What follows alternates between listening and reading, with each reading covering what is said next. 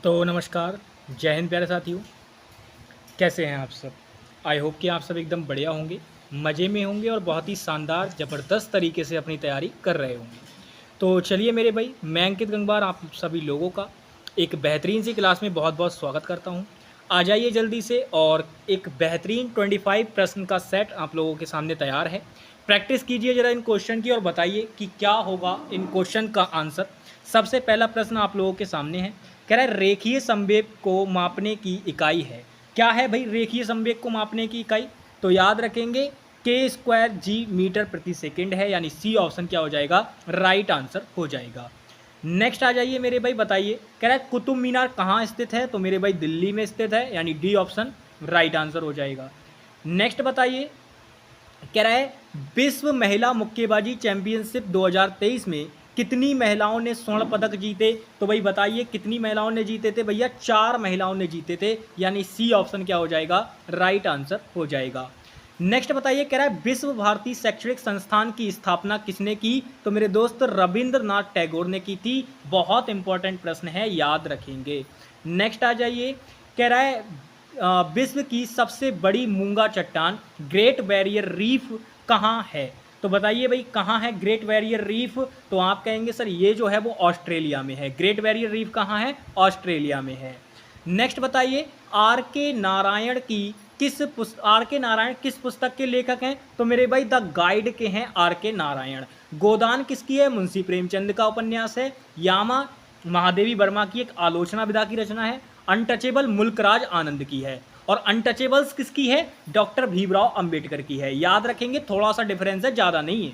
मीराबाई चानू को 2022 में BBC Indian sports woman of the year चुना गया। यह किस खेल से संबंधित हैं? तो याद रखना, जो मीराबाई चानू है ये किस खेल से संबंधित है? भारोत्तोलन से हैं।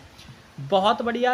अगला प्रश्न पे आ जाइए, कह रहा है शिशु पीलिया का सबसे स्पष्ट लक्षण कौन सा है जो कि शिशु में जन्म के 2 या 3 महीने बाद दिखने लगता है?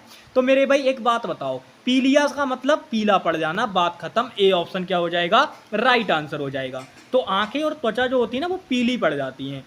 नेक्स्ट आ जाओ, कह रहा है 2016 में पद्मश्री प्राप्त गुलाबो सपेरा किस नृत्य के प्रतिपादक हैं? तो मेरे भाई कालबेलिया के हैं। और ये यूनेस्को में कब शामिल हुआ था? 2010 में। कहाँ का है? राजस्थान का है। ठीक है ना, कहाँ का है? राजस्थान का है। नेक्स्ट आ जाइए भाई, बताइए कह रहा है माइन कॉम्फ किसकी आत्मकथा है? माइन कॉम्फ किसकी आत्मकथा है? तो मेरे भाई एडोल्फ हिटलर की आत्मकथा है। ये आपकी एडोल्फ हिटलर की, ठीक है ना, किसकी है मेरे भाई? एडोल्फ हिटलर की आत्मकथा है। आगे आ जाइए, कह रहा है बॉलीवुड कलाकार हेमा मालिनी का संबंध किस नृत्य से है? तो मेरे भाई ये भरतनाट्यम को जानती हैं, यानी डी ऑप्शन क्या हो जाएगा, राइट आंसर हो जाएगा। बताइए बंगाल विभाजन की घोषणा करजन ने कब की? तो मेरे भाई 1905 में की थी। 20 जुलाई 1905 में घोषणा हुई थी और 16 अक्टूबर 1905 को लागू कर दिया गया था। और इसको रद्द कब किया गया था? तो मेरे भाई 1911 में किया गया था, तीसरे दिल्ली दरबार दर्पण में। ठीक है ना, आगे आ जाओ, कह रहा है जून 2023 तक हमारे संविधान में कितनी अनुसूचियां हैं? तो मेरे भाई 12 अनुसूचियां हैं। कितनी है? 12 अनुसूचियां। आगे आ जाइए, कह रहा है पंजाब राज्य किस प्राकृतिक संसाधन में समृद्ध है? तो मेरे भाई उपजाऊ मिट्टी में समृद्ध है, यानी सी ऑप्शन क्या हो जाएगा, राइट आंसर हो जाएगा। ये बताइए, कह रहा है बिहू किस राज्य का लोक नृत्य है? तो मेरे भाई असम का लोक नृत्य है आपका कौन, बिहू। ठीक है भाई, आ जाइए नेक्स्ट बताइए क्वेश्चन नंबर 16, कह रहा है निम्न में से कौन भारत के 6 डाक के व्यवहार मार्ग का हिस्सा नहीं है? तो भाई मेट्रो चैनल, राजधानी चैनल, मासिक चैनल, बिजनेस चैनल। कौन सा हिस्सा नहीं है भाई, बताएंगे जरा, कौन सा है जो हिस्सा नहीं है? तो भाई मासिक चैनल जो है वो हिस्सा नहीं है, बाकी बिजनेस चैनल भी है, राजधानी चैनल भी है और मेट्रो चैनल भी है। आगे बताइए, कह रहा है किस शहर में 2023 सैप चैंपियनशिप का आयोजन हुआ? तो कहां पर हुआ है मेरे भाई? ये आपका बेंगलुरु में हुआ है। कहां हुआ है? बेंगलुरु। बेंगलुरु किस राज्य में है? तो मेरे भाई कर्नाटक में है। कहां है? कर्नाटक में। अहमदाबाद कहां का शहर है, बताएंगे जरा एक बार जल्दी से। तो आप कहेंगे सर अहमदाबाद गुजरात का शहर है, गुजरात का शहर है। और कोची कहां का शहर है? तो आप कहेंगे सर केरल का शहर है। कहां का है? केरल का है। नेक्स्ट आ जाइए, कह रहे किस भारतीय को उनकी एल्बम प्लेनेट ड्रम के लिए ग्रैमी पुरस्कार दिया गया? तो मेरे भाई प्लेनेट ड्रम बहुत इंपॉर्टेंट रहने वाली है, किसकी है? जाकिर हुसैन की। किसकी है? जाकिर हुसैन की है।